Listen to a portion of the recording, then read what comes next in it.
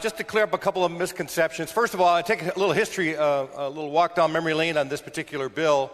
A couple of sessions ago, I was fortunate enough to be tapped out by the Speaker to chair a committee on alcohol enforcement.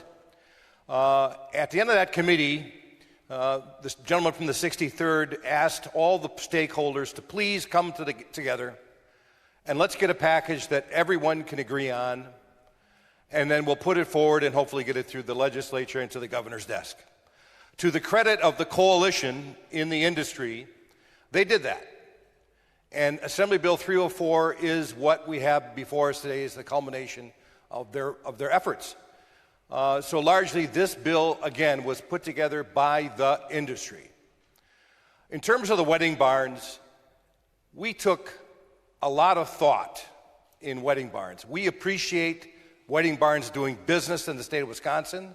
We appreciate the ones, especially the ones that are doing it right, that are properly licensed, that properly have bartenders. But unfortunately, wedding barns are not regulated. And Chapter 125 in the state of Wisconsin deals with beverage alcohol. And if we were talking about Jolly Good soda or chocolate milk, then this conversation, it wouldn't have to happen. But the fact of the matter is, these are wedding barns, and I understand that some of them are doing it correctly, but for the most part, we're talking about the Wild West. I want you to keep in mind, these barns have no opening hours. They have no closing hours, which means they can party all night long because they're not regulated. They aren't required to have licensed bartenders. So this bill just brings them under the umbrella that every other outlet for alcohol consumption operates under. This is a good bill. And I understand it's going to be inconvenient for some of these wedding barns, but we thought about them. We made every provision inside this bill to make sure that the wedding barn can continue to operate, I think, in the future with a much bigger profit. So I get it's going to be a hardship, but within the bill, if you add up all the provisions, they've got 16 months to comply. And I think that's a good thing, too, because if they have banquets or weddings that are booked from now for the next 16 months, they could still do that and then hopefully get their license. So we've made every provision we can for the wedding barns. We want them to prosper. We want them to continue, and I think they will. Some of the highlights of the bill, also we create a division of alcohol beverages within the Department of Revenue. And I might say also that it has been a pleasure for the stakeholders to work with Secretary Barca.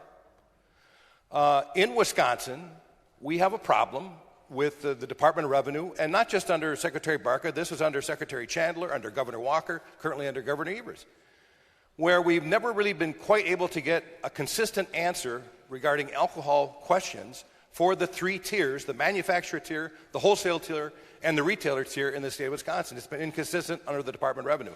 This bill fixes that. And I know there was some concerns from the Secretary. I think the budget will address his needs for these positions. This also clarifies hard seltzers. For Molson Coors asked us to have the hard seltzers clarified in terms of fermented malt beverages. We create uniform closing hours for retailers and producers.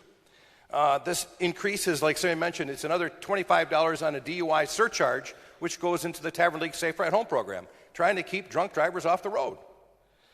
It allows a county-wide transfer of Class B licenses. Currently, in the state of Wisconsin, the current law says that if you have a contiguous municipality, you can maybe purchase an unused liquor license and move it over to the one you need. This bill opens it up to the entire county that you're operating in.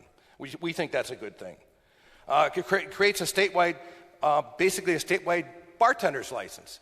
So no longer will the local town clerk have the burden of filling all of the paperwork for a bartender's license that may cost $15, $20, $25. It will be a statewide license. And it will also be consistent with how the state wants to issue that license. So it wouldn't be subject to all the different municipalities that have different views on who should get a bartender's license, what you need to apply for a bartender's license. It'll be uniform across the state. I think that's a good thing. It allows wineries to sell wine to other producers. We also extend the closing hours for the Republican National Convention, just like we were going to do for the Democratic National Convention. So all these things are in this bill. This is a huge package. So to my colleagues, I would say, if I could, If I had a brandy old-fashioned here, to those of you who are going to vote yes, I would raise it. If you're a wine drinker, I would raise a glass of wine. If you're a craft beer guy, I would raise a craft beer to you. Me personally, I'm going to raise an ice-cold, Milwaukee-brewed Miller High Life. As a toast to champagne, the champagne of beers, I would say, to all you who are going to vote yes, I would say cheers. To those of you who are going to vote no, I would offer you a shot of Malort. And with that, Mr. Speaker, the vote is green.